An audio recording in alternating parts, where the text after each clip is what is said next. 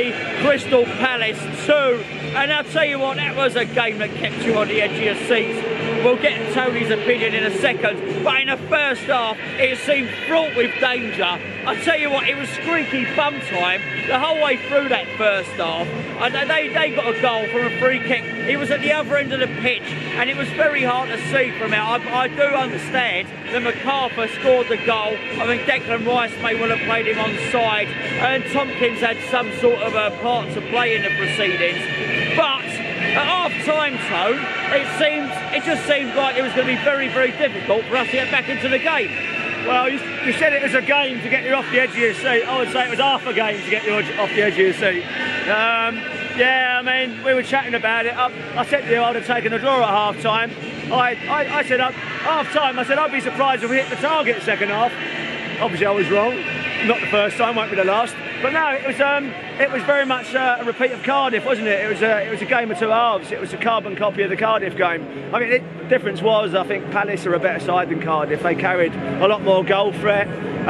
We said before the start of the game that they're going to carry a threat down the flanks. We are really weak on the flanks. I know Zaba's, yeah, I like Zaba. Arthur's positional work during the game was a bit scary. We kept getting caught out down his side, so they were always going to carry a goal threat. And so I think 3-2. I think the fact that our goals they all come from quality. Our quality dug us out again today. All 3 goals had moments of quality involved. 2 moments of quality from Anderson, 1 moment of quality from Snodgrass. Their first goal was, I barely saw it, but it looked scrappy, to say the least. The second one was this piss poor defender from us. So it was 2 kind of scrappy goals against 3 goals with quality involved in them. Well, yeah, and I'll come back to you in a second, but I very much, for their first goal, the understanding is that I think Rice played them offside, but Rice had a majestic game. Sorry, that the tannoy, excuse us if the tannoy is loud at the moment. There's no one in here. I don't know who they're playing music to. There's no one here apart from me and Tone.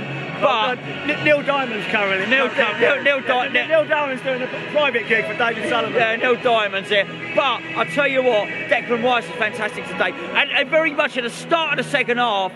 Robert Snodgrass curled a beautiful, he won't score a better goal this season. Robert Snodgrass scored a beauty very much at the start of the second half, and everybody running into the stands to try and see what had happened. There was a big cheer from within the guts of the stadium, let's say. And then, of course, for our next goal, we had Anderson who curled a lovely free kick in, and of course the poacher extraordinaire Chicharito, Javier Hernandez, popped it in on the rebound. We were 2 goals then, it was 2-1. And then of course, again Anderson scored a beauty from the position that he keeps on scoring from, Tony.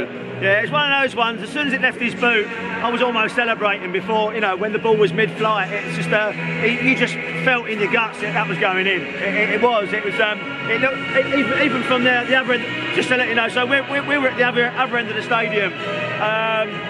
Yeah, so over there. So, but you kind of knew it was going in the minute he left his boot.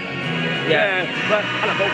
And what, mate? How you doing? And basically, however, as much as I knew it was going in, I also felt in the pit of my stomach that there was more goals in the game. No, absolutely, and there was more goals in the game, of course, because it was 3-1 at West Ham at that point, and then Palace came back, and I'll tell you what, we did not need to let them into it. But I'll tell you what, I think it was Schlupp with the last goal. Maybe I've got some footage, I might well include it in this video here, but we did not need to let them into it. We got a little bit lackadaisical, but I do feel at the start of the game, Tone, we'd had 2 wins, we'd had 2 wins on the bounce, and we were very much playing with a little bit of complacency. There's a little bit of, I keep using the phrase pipe and slippers, and we've been guilty of it in the past, and I think first half we were guilty of it again. But I think we need to talk again about Pellegrini. He has he's developing a good habit of making positive substitutions early on, not with like just 10 minutes to go, and he did it again today, you know. I do agree. I think Pellegrini's substitutions won the game for us today.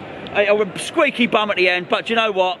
Fair play. We've got someone running down here who's gonna. Hello. It's all about the West Ham. That's all it is. It's just a West Ham 12th man, all the team, all the boys. Here we are. Come on. Good team effort. Good man. Teamwork. Here we do. This is what we're doing. That's what it's all about. Ooh. Leave it there. 3-2 West Ham. We will take the points. We move up the table on. And what's the next game? Fulham away. We'll have them as well, mate. Oh, Fulham away.